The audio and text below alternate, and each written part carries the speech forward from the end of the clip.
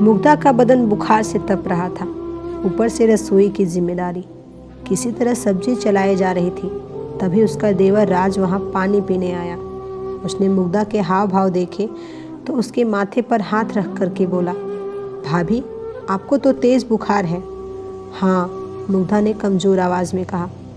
सुबह कुछ नहीं था, दोपहर से अचानक। भैया को बताया? नहीं, वे तो परसों आने ही वाले हैं। वैसे भी बेकार परेशान होंगे। आज तो रात हो ही गई, बस कल की बात है। अरे लेकिन राज की फिक्र कम नहीं हुई थी, मगर मुग्धा ने उसे दिलासा देते हुए कहा, कोई बात नहीं, मामूली बुखार ही तो है। तुम जाकर पढ़ाई करो, खाना बनते ही बुला लूँगी। मुग्धा की नकल उतारकर चिढ़ाते हुए राज ने उसके हाथ से बेलन छीना और बोला, लाइए मैं बना देता हूँ, आप जाकर आराम कीजिए। न, लेट गई तो मैं और बीमार हो जाऊंगी। मुग्धा बैठने वालियों में से नहीं थी। वह बोली, हम दोनों मिलकर बना लेते हैं। और वे दोनों मिलकर खाना बनाने लगे। मुग्धा का पति विनय कंपनी के किसी काम से 3 दिनों के लिए बाहर गया हुआ था। वह कर्मचारी तो कोई बहुत बड़ा नहीं था, लेकिन बॉस का भरोसेमंद था, सो किसी भी काम के लिए वे उसे ही भेजते थे। मुग्धा का 21 साल का देवर राज प्रतियोगी परीक्षाओं की तैयारी कर रहा था। विनय जैसा प्यार करने वाला पति पाकर मुग्धा भी खुश रहती थी। कुछ पति की तनख्वाह और कुछ वह खुद जो निजी स्कूल में पढ़ाती, दोनों से मिलाकर घर का खर्च अच्छे से निकल जाता। सास ससुर गांव में रहते थे। देवर राज अपनी पढ़ाई के चलते उनके साथ ही रहता था। जिंदगी में कमी थी तो बस यही कि खुशहाल शादीशुदा जिंदगी के 10 सालों के बाद भी उनकी कोई औलाद नहीं थी। अब मुग्धा 35 साल की हो चुकी थी। अपने हमउम्र बाकी टीचरों को उनके बच्चों के साथ देखती तो न चाहते हुए भी उसे रोना आ ही जाता।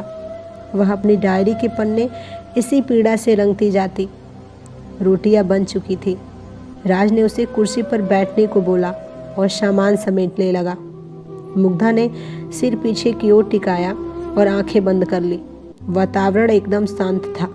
तभी वहाँ वही तूफान फिर से गरजने लगा जिसका शोर मुग्धा आज तक नहीं भाप पाई थी। राज की गर्दन धीरे से मुग्धा की ओर घूम चुकी थी। वह कनखियों से मुग्धा की फिटिंग वाली समीज में कैद उसके उभारों को देखने लगा था।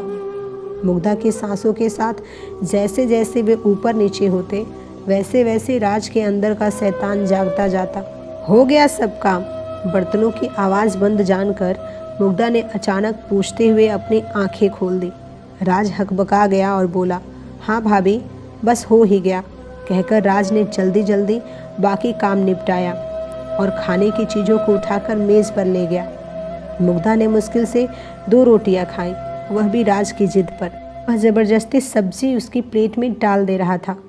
खाने के बाद मुग्धा सोने जाने लगी तो राज बोला, भाभी 15 मिनट के लिए आगे वाले कमरे में बैठिए ना, मैं आपके लिए दवा ले आता हूँ। अरे नहीं, रात भर में उतर जाएगा।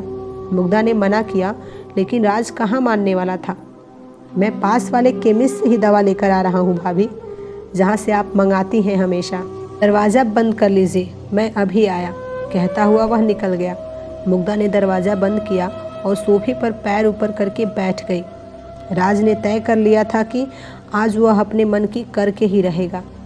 इस बीच केमिस्ट की दुकान आ गई। क्या बात है राज बाबू? केमिस्ट ने राज को खोया सा देखा तो पूछा। राज का ध्यान वापस दुकान पर आ गया। दवा चाहिए थी, उसने जवाब दिया। अभी तो यहाँ क्या मिठाई मिलती है? केमिस्ट उसे छेड़ते हुए बोला।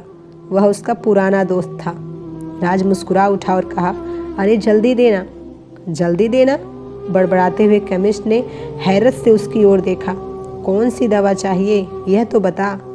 राज को याद आया कि उसने तो सचमुच कोई दवा मांगी ही नहीं है। उसने ऐसे ही बोल दिया, भाभी की तबीयत ठीक नहीं है, उन्हें बुखार है, जरा नींद की गोली देना। नींद की गोली? बुखार के लिए? सोचते हुए केमिस्ट ने उसे देखा। वह खुद भी मुग्धा के हुस्न का दीवाना था। हमेशा उसके बारे में चटकारे ले लेकर बातें किया करता था। उसने राज के मन की बात ताड़ ली। ऐसी बातों का उसे बहुत अनुभव जो था। उसने नींद की गोली के साथ बुखार की भी दवा दे दी। राज ने लिफाफा जेब में रखा और तेजी से वापस चलने को हुआ कि तभी केमिस्ट ने चिल्लाया, अरे भाई, खुराक तो सुन ले। राज को अपनी गलती का एहसास हुआ। वह काउंटर पर आया।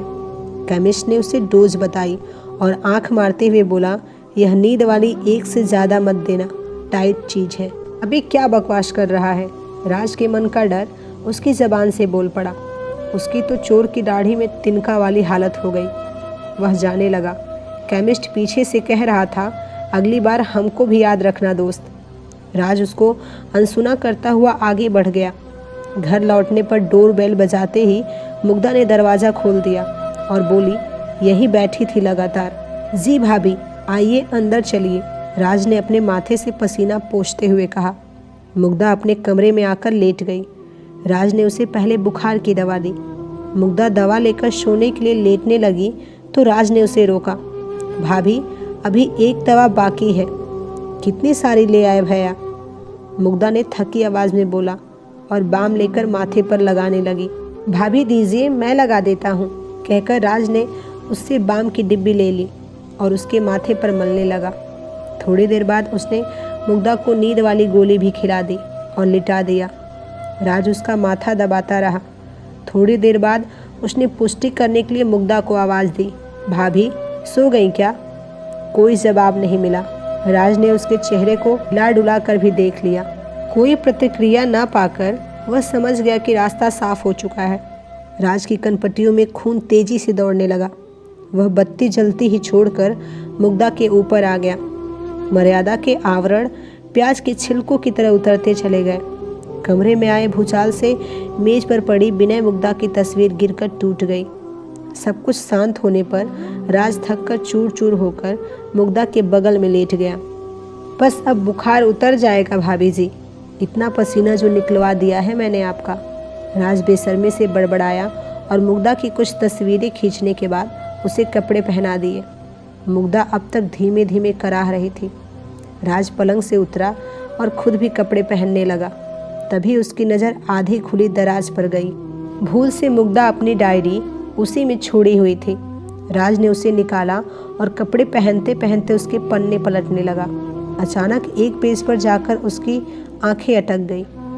वह अभी अपनी कमीज के सारे बटन भी बंद नहीं कर पाया था, लेकिन उसको इस बात की परवाह नहीं रही। वह अपलक उस पन्ने में लिखे शब्दों को पढ़ने लगा। उसमें मुग्धा ने लिखा था, बस अब बहुत रो लिया, बहुत दुख मना लिया औलाद के लिए। मेरा बेटा मेरे पास था और मैं उसे पहचान ही नहीं पाई। जब से मैं यहाँ आई उसे बच्चे के रूप में देखा, तो आज अपनी कोख के बच्चे के लिए इतनी चिंता क्यों? मैं बहुत जल्दी राज को कानूनी रूप से गोद लूँगी। राज की आंखों के आगे अंधेरा छाने लगा। वह सिर पकड़कर वहीं बैठ गया और ज़ोर ज़ोर से रोने लगा। फिर भागकर मुग्धा के पैरों को पकड़कर अपना माथा उससे रगड़ते हुए रोने लगा। भाभी मुझे माफ़ कर दो, यह क्या हो गया मुझसे? अचानक राज का ध्यान मुग्धा के बिखरे बालों पर गया। उसने जल्दी से ज़मीन पर गिरी उसकी हेयर क्लिप उठाई और मुग्धा का सिर अपनी गोद में रखकर बालों को संवारने लगा। वह किसी मशीन की तरह सब कुछ कर रहा था। हेयर क्लिप अच्छे से उसके बालों में लगाकर राज उठा और घर से निकल गया। अगली सुबह तकरीबन 8 बजे मुग्धा की आंखें खुली। उसका सिर अभी तक भारी था। घर में भीड़ लग चुकी थी।